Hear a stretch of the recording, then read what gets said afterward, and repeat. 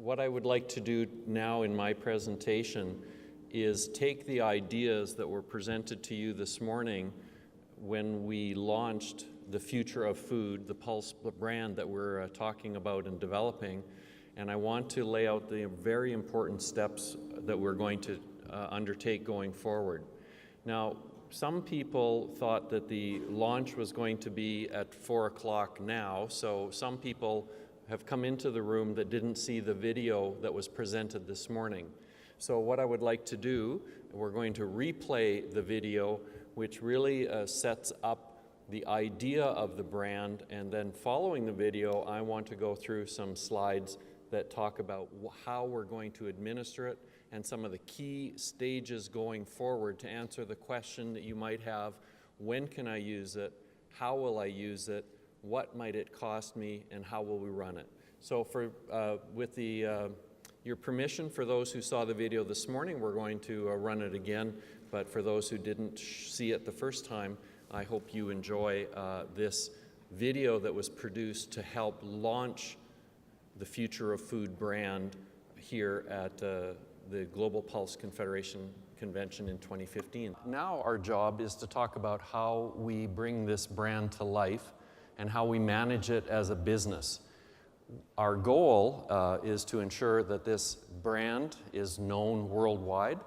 In 5 years, I hope our brand is as well known as the Audi brand or BMW or McDonald's. So we have our work set out for us, and let's set the bar high and figure out how we're going to do it. So let me take you back through some of the key parts of the development of this brand and also where we're going from here.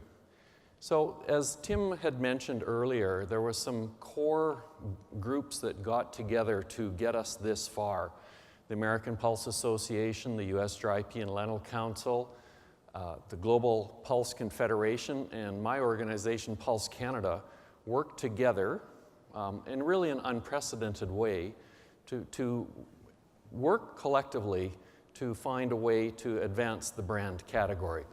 So we've completed what we call the first 2 phases, and we're ready to embark now on the rollout of a campaign. So this brand that you have been introduced to today was really a sneak preview that we will introduce to the public when the International Year of Pulses is declared in November in New York City. Groups such as your companies, individuals have been asked to invest in the future of the industry, to make an investment not only in the International Year, but the campaign that will be put together to bring this brand to life. And so to date, we have partners who are already working to make this happen.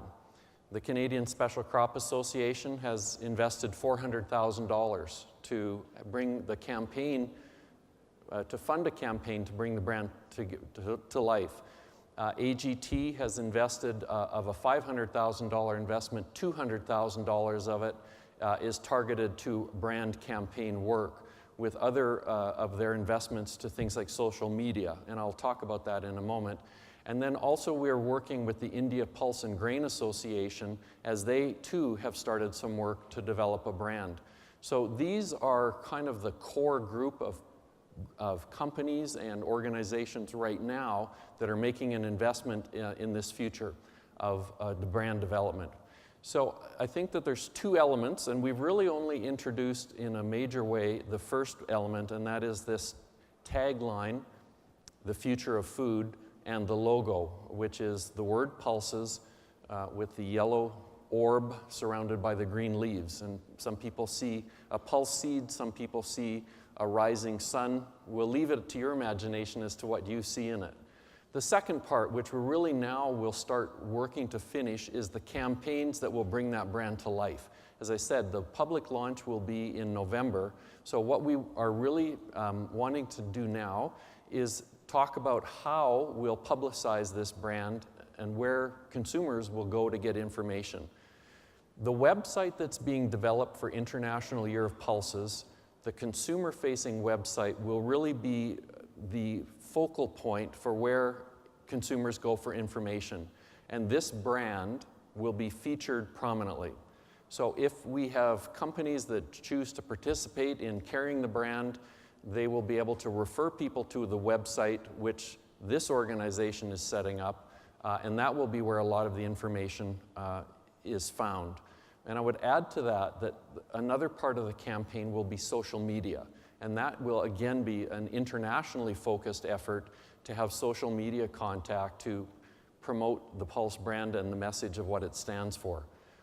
There's a lot of room for individual companies and for national associations and for regional groups to go and look to raise some money and start campaigns of your own. So I'm going to use some of the examples of what some of the groups in North America are doing, but also explain the ideas that we're pursuing for both the website and the social media campaign. So we'll talk a little bit about Canada and the US, and perhaps in the question period, Pravin or some of the other people from the India Pulse and Grain Association can talk about some of the things that they're doing. So I said we've sort of covered the first two phases just to make it interesting. The first phase was called 0. So we've done phase 0 and phase 1, and that has produced the logo and the campaign ideas that were started. But now we really need to put those campaigns to work in the go-to-market plan. And there will be both these regional ideas and the global ones. And the launch, as I've mentioned, will be in November. A timeline, just to put this in perspective, and sort of a very condensed timeline to develop a business model to have this brand become a global identity. We're really sitting at step 5 here today, which is the industry unveiling. What we will continue to do from now until November is fundraising and development of tactical plan and actually campaigns that will be used. And again, for emphasis, this is not going to be made public until International Year of Pulses is declared in November. So you've had a sneak preview so that we can now start focusing on developing campaigns and getting material ready for launch in November. The key parts from an international community perspective are the website and social media. So the top left of the screen and the top right is to really talk about some of the things that we want to do for the brand on an international level. And I think that the ideas for campaigns across the bottom of this slide are really ones that are more regional, national in nature, perhaps even company specific. So partnerships with grocery chains in doing in-store promotions, or print ads that would appear in local magazines, whether they're lifestyle magazines, sports, nutrition, or whatever.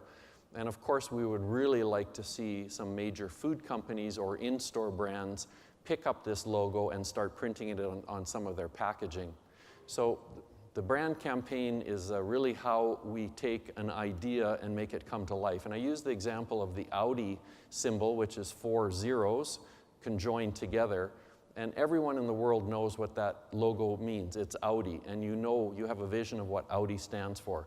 And I think that this is really what we're trying to do, is what Audi did to bring their 4 zeros to life, we need to do to bring our brand to life. So there's been a lot of work that has gone on to develop what we have, and a lot of what you see reflects the feedback that we had during those consultations.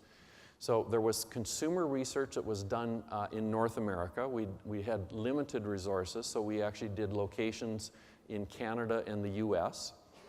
These were one-on-one interviews. We had consultation that was done online, and many of you might have participated. We had separate surveys for the food industry, for farmers, and for the trade. And we also had groups such as Tim McGreevy and others in the US who brought this up at face-to-face meetings they had. So we had quite a number of ways to gather information. And as you'll see on the slide, logo administration becomes really key. And this is, where as we start to define the operational guidelines for use of this. And we again did an online survey, plus we've been talking about it when we've been in meetings with food companies. And what I want to do in my presentation is just give you some of the quick results. So the in-depth consumer interviews from Boston, Chicago, Long Beach, California, and Toronto. The demographics that were chosen were 25 to 35-year-old men and women. This obviously gives us a strong millennial orientation. And in our demographics, we had a mix of single and married men and women with children. Their education level was high school graduates and above, and quite a wide range of ethnicities, even though they were North American focused. So when you start getting into the consumer research, you really have to define who you're going after and understand the kind of behavioral drivers for their consumer behavior. So the consumer research helped define sort of what the design elements were to be. And for those of you who heard Colleen's presentation this morning, she talked a lot about sort of the artistic side of the concept development and kind of how we can reach out to consumers to understand where we're going to resonate with them, how we're going to resonate with them, and how we deliver the message. So, you know, this idea of looking to the future is very important. Using children to deliver the message is important. We have to feature some lifestyles, what people aspire to become or the life that they would like to lead. And of course, food has to look appealing. Food has to taste good. And so this is, got to be a key part of the imagery that is part of what we do. So just to put some numbers to those consultations, you'll see that we had 52 responses from the Global Pulse Trade. From growers, we had a large input in face-to-face meetings and 27 responses online. And very happy to see that we had 57 responses from the food industry as we bounced some of these ideas past them. A lot of constructive feedback. A lot of the comments were very interesting, and we changed a lot of our thinking based on the consultation. We did have some principles that we wanted to have, and that it had to have global applicability. So while the group that started it was small, the idea is that it has been developed for the global pulse industry. It had to look good on packaging, it had to be simple, and as was mentioned in the previous panel, there's just not a lot of room on packaging for additional information. And a clear signal was that it had to be flexible in the language, because the word pulses doesn't mean something in every country. Even though we're the Global Pulse Confederation and it's International Year of Pulses, in lots of countries the word pulses doesn't mean anything. So the flexibility that was added, and you will have saw this in the video, is that there's white space below the logo. So the fixed part of the logo is the word pulses, and the green and yellow design. That will be constant around the world. But what you have in the space below it is the flexibility to use a word that's more appropriate. And in this example, you see Arabic, French, and Turkish. And here we have Spanish and Portuguese. So there is not a guideline thought at the present time about telling you how big the font can be. So potentially you could have the font in the language beneath the logo equal to or even larger side than the word pulses. But the point we want to make is that our brand will include the word pulses and will include that imagery, but it has the flexibility to reflect local languages and local ways of saying the equivalent of the future of food. And perhaps some of you who are Arabic speaking will ask whether that's the exact right phrasing that should be used, and I would just say we've put it up for illustrative purposes. So the language is really something that can be chosen and sorted out on a more regional basis. I think that the feedback that we got has really helped clarify my thinking about what we need to do in the social media campaign and in the website. And there were 3 very powerful messages that came through, and you can state them in a positive way or state them in a more negative way. I'm going to use the negative way just for illustrative purposes. And when it comes to the word pulses, the response was, I don't know what they are, I don't know why I should care, why I would be passionate about them, and I don't know how to use them. That's actually really powerful feedback. That was really good advice, because it allows us now to start framing both the website and the social media campaign around the ideas of we have to tell people what pulses are. We have to give them a reason to be passionate about pulses, and we have to show them how to use them and where they can get them. Very simple messages. When we go out and talk to consumers and get that kind of really clear feedback, it tells us what we are going to do. Again, for emphasis, what are pulses? Why should I get passionate about them? And how do I use them? So this will be central to our website design to answer these questions. Again, remember, we're a room full of the pulse industry. We've talked about this for all our lives. But for consumers, we have to start at a different level of knowledge and make sure that we're reflecting the kinds of needs they have in terms of information. So this is where we start talking about the path forward. Now we have to put a business plan in place that guides the use of that logo and that provides protection for the companies that want to use the logo so that they're willing to invest in the logo and use it, and we can protect their corporate name. We can protect your corporate name. We can protect the people who use it and make them proud and want to continue to use it. So we have to ask some important questions, and remember, we're launching on the 18th of November, so things are going to have to move very quickly. We have to discuss eligibility for use, who makes the decisions about what will be done in management, and how much is it going to cost. So we had to start with some guiding principles of what the administration of the Global Pulse brand would stand for. We want to make it global. It's voluntary. It does have to be self-funding. While we have some early funding to kickstart it, to get it rolling, the idea is that in 2 years it has to be self-sufficient. It's not the Global Pulse Confederation that will run it. It needs to be attracting enough interest to fund itself. The people that use it will have to adhere to local food regulations regarding labeling, regarding claims. This isn't a license to start printing things that the government regulators related to health or nutrition are going to have trouble with. We want to make sure that there's a detailed contract, a licensing agreement to use it. And the people who run the brand will want to keep track of who's using it. It's not going to be used directly for any other purposes, just to keep track of who's using it. But I think on the website, we'll also need to talk about how we can give the users brand value.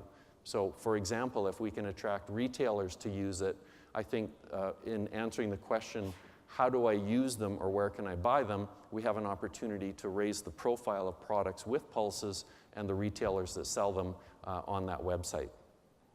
So the list of users, all of you in the room, hopefully will give this some consideration, but food retailers, ingredient companies, food manufacturers, pet food manufacturers, grower organizations, groups like Pulse Canada, we're all going to be looked in the same light, and that all of us will be expected to make the decision as to whether we want to pay to have that logo on our website or on our business cards or any other material that we use. So in doing the development, in the process of developing the brand, we looked at many different organizations that have similar campaigns, and I just use 3 examples here. One is to promote the product. We're not promoting origin because it's global, but just as one example to promote a product, we looked at Angus beef, certified Angus beef, and how do they run their program. To promote a nutrient or ingredient and the quality of it, we certainly took a good look at the Whole Grains Council, the Whole Grain Campaign. And then in a more very detailed level, there's organizations that are very prescriptive in how their logo can be used. And so we use examples of Health Check in Canada, and there's similar programs in Australia and the US and Europe, where the brand can only be used when sodium levels are below certain thresholds, when the entire food product is very healthy. I don't think that we saw a lot of interest in kind of being that prescriptive, but some of these results are very interesting. Let's go through some of them. As I said, we had 57 respondents that we put some questions to about the administration and use of that brand. And we gave them 2 options. We said, here's a base level of pulse inclusion for all products, or we could be looking at levels of inclusion that you have to meet for 3 different product categories. The first category, bakery products, meat products. Second category was breakfast cereals and snacks, and the third category was soups or dips. And just to give you a very black and white example, the amount of pulse flour or pulse ingredient that you could put in a bakery product is going to be smaller for a bakery product than it would be for a soup or a dip. You can have bean soup, and you can have nothing but beans in it, but it's going to be hard to have a traditional leavened bread product with a high % of pulses because it doesn't have the gluten which is needed to give it the rise. So I'm not going to spend a lot of time going through these numbers in detail, but we asked the food companies about these proposed levels of inclusion, and what was really interesting was that people said that they were either appropriate or too low. So the feedback from the food industry was, give the brand value. Make sure that you're raising it to a new nutritional plane, because that's what's going to have consumers think that this brand is important. So the key take-home message from this slide and the next three is, companies thought we could set the bar higher for food level inclusion. So as you'll note on the left-hand side, we used all of the different ways that pulses could be used in food. So the fractions of protein, fiber, and starch, also flour and flakes, as well as whole pulses. And so this slide and the next two talk about the food industry feedback on the proposed inclusion levels of those 5 formulations of pulses in these 3 categories of food products. I know it gets complicated, but we really need to get our head around how we're going to do this. And again, the take-home message is that people thought what was proposed was either okay, or that we in fact should raise the bar and say that the inclusion level has to be a little bit higher. This is the feedback on breakfast cereals and snacks. This is the best example where we actually had some feedback that some of the companies thought that the inclusion levels were actually a little too high, but this was the exception. And then finally with sauces and spreads and dips. So the feedback around this was that, you know, we don't want to just have a sprinkling of pulse in a food product. It should be set at a reasonable minimum, and it has to be meaningful to show some health benefit, a nutritional benefit. So it's not good enough just to have some pulse in it. We have to set the bar and say, with this inclusion of pulses, it's now a better food product. And you know, a lot of caution about making sure that you don't cheapen the brand by making it too easy to obtain. So the next steps are critical ones, and the timelines are literally within days and weeks. We have to move quickly on this. We've talked about setting up a brand advisory committee, which would include retailers, ingredient companies, food manufacturers, representatives from the investors. We need to get the feedback from the groups that are paying for the development of it, and also the ones that we want to use it. We have to finalize all the administrative details, like what it will cost, what kind of agreement you're going to have to sign, and all of this has to be done so that companies and the rest of us can start developing material so that when November the 18th rolls around, we have some material that's ready to go. So I've quickly gone through a lot of this, but I've left some time now for questions from you so that we can understand what you think about some of this, because Global Pulse Confederation is one of the key investors in this, and this is a global brand. So I want to make sure that we've left some time to have some discussion so that if you have questions, this is the time to ask them. If you ask me how much money will it cost to use it, I can give you my opinion, but as I've said, we want to set up an advisory committee. I'd like to hear your opinion on that question. And I see Pravin is in the audience too, and so, you know, maybe Pravin, if you want, you can provide us a little bit more detail with what some of the development that's been going on with the India Pulse and Grain Association. So we're going to follow the same format. We have people standing with microphones. If you have questions, maybe you can just come to the center aisles or the outside and ask your question. And I'll make it clear when I'm giving you my view, and I'm not the decision maker, but we have to make some decisions fairly quickly, so I will give you an answer, if only to provoke you, and see if you agree with what I say or don't agree. So, any questions? And I'll call on my colleagues, Tim, Cindy Brown, Murad, Lee Moats. We've had a core group that have been trying to drive this forward.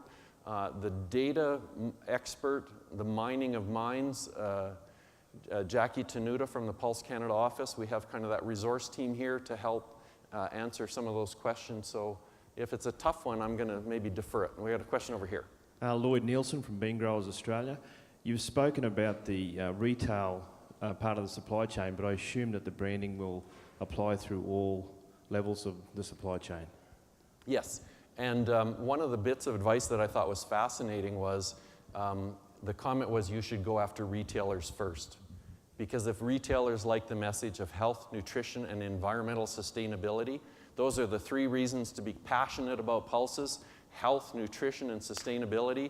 A retailer could say to their suppliers, I want you to buy into that package. So I think this is, you're getting at, yes, it will be all stages of the value chain, and what we need to think a little bit about is who do we target first?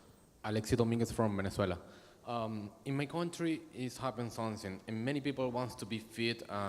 It's very expensive to be healthy and fit, you know.